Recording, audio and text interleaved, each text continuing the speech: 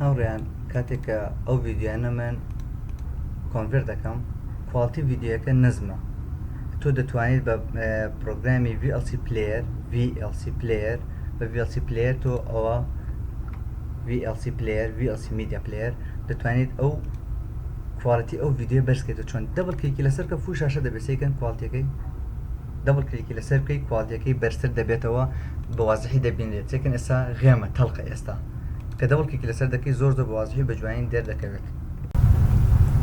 بەنای خۆی گەورم هێرەبان لەم ڤیدیۆ فێرکاریدا دەین باسی چۆنەتی ئیمپۆرتکردنی پۆینت بۆ ناو Civil3D دەکەین و هەروەها باس دەکەین کە چۆن پۆینتیش ئیکسپۆرت بکەین و بیخێنە سەر فلاش بۆ ئەوەی بتوانین داخلی تۆتاڵی بکەین و پۆینتانە ستێکاوت بکەین بە ئامێری تۆتاڵ ستیشن. ئێستا ئێمە مەسحێک کراوە لە موقعدا مەسحەکە بەم شێوازەیە بە GPS کراوە. مەسحەکە ئێمە ئاەتەن خۆمان دەزانین کاتێک کە داتا بە GPS داخل دەکەیت یان بە تۆتاڵ بە شتێک داخل دەکەیت سەرتا لە PTIDەکەیە ئێمە دێ دیسکریپشن دەدەینێ. عادەتەن لە Civil3Dدا کاتێ ئێمە پۆینت دێنین PENZDە Point Elevation Point Esting Northing Elevation Description بۆ شێوازەی هێنین بەڵام ئێمە لێرەدا ئێستا پۆینتەکانمان بە عەکسەوەیە دیسکریپشنەکە لە بیدایەتایە دیسکریپشن لە بیدایەتایە بۆیە ئێستا ئێمە چی دەکەین دێین لە سیڤڵەکەدا دێین پۆینتەکان ئەو پۆینتە داخل دەکەین بزانینەوەی دەگەی یان نا دێن ئەو پۆینتە دێنە سەر دیسکتۆپ سێرڤەی ئێستا ئەوە زەربی لێدا کەواتە ئێمە ئێرۆرێکمان هەیە دوو ئێرۆرمان هەیە لێرەدا دوو ئێرۆرێکمان ئەبێ ئەو پۆینتە بسڕێنەوە ئەوە لابین ئەمە بچێتە سەرەوە دووەم شت چییە ئەبێ ئێمە ئەو پۆینتانە بینە کۆتاییەوە و لێرەدا ئەو دیسکریپشنە بینە کۆتایی لێرەدا PT بنووسین یعنی پۆینت نمبەر بنووسین بۆ برن پۆینت نمبەر بنووسین. ئێستا کە دێنە ئێرە ئێمە ئەگزڵ دەکەینەوە فایلی ئەگزڵ دەکەینەوە دێین ئەو فایلە ڕادەکێشێنە ناوی لێرەدا دەیدەنین لێرە ئێمە ئەو خانێ ئەو ڕۆیە با سەرتا ئەمە بسڕێنەوە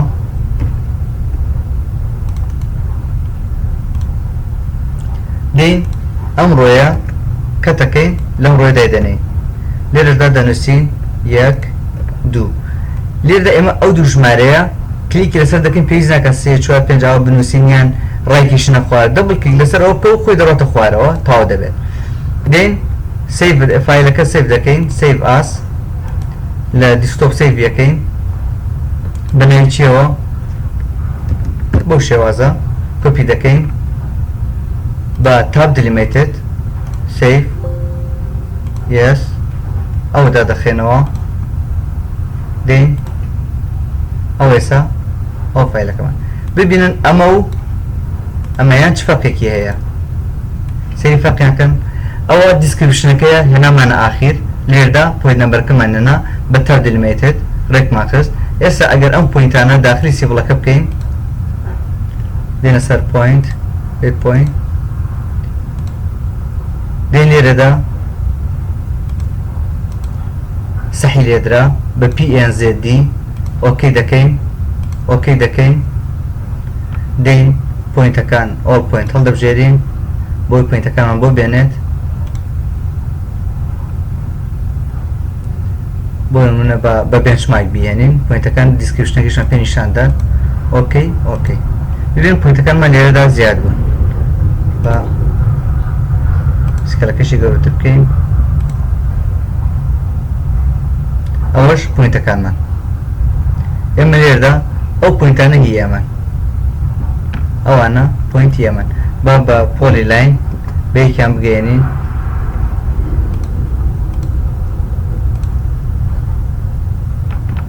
لە بێنچمارکە بیکەنەوە بە پۆینت بە بیسیک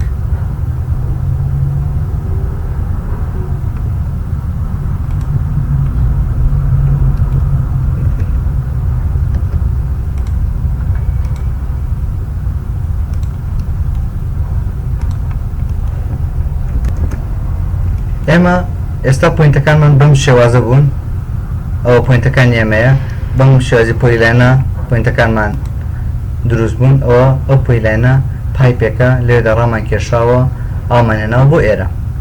ئەو ئێستا شێوازی ئیمپۆرتکردنی پوینت. ئەگەر هاتو ئێمە خۆمان پوینتمان هەبوو پوینتەکانمان یعنی بە شێوازێک خۆمان داخلمان کردووە و بە تۆتاڵ ئەمانە داخلیکردن بێنەوە بەناو Civil3Dەکە دووبارە. ئەو پوینتە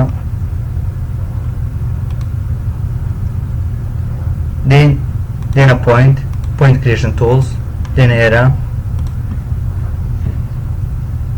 ئەسفەل توپەر پوینتی ئێرە ڕادێکێشین. ئۆکەی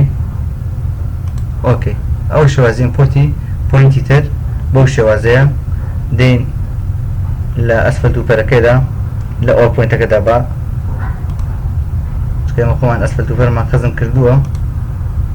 ئەو ئێستا ئەو پوینتەکانی هێنا بۆمان. ئەو ئەسفەل توپەر فاوندیشن و وەڵەکە ئەوەش پوینتەکانن. ئەو پوینتەکانن کە هێنامان. ئەوە شێوازی داخلکردنی پوینت لە ئەگزڵەوە بۆ Civil3D لە ئەگزڵەوە بۆ Civil3D. لە ڤیدیۆدا توشدا باس دەکەین کە چۆن پوینت ئەکسپۆرت دەکەین بە دوو شێوازە. من دەتوانین بەنامەیەکمان هەیە فایلەکە کە بە ناوی کۆڕنەوەیە دەتوانین بۆ فایلە ئێمە پوینت ئەکسپۆرت بکەین بۆ ناو ئامێری تۆتال ستیشن بخێنەوە فلاشۆ داخلی ئامێری تۆتال ستیشنی بکەین.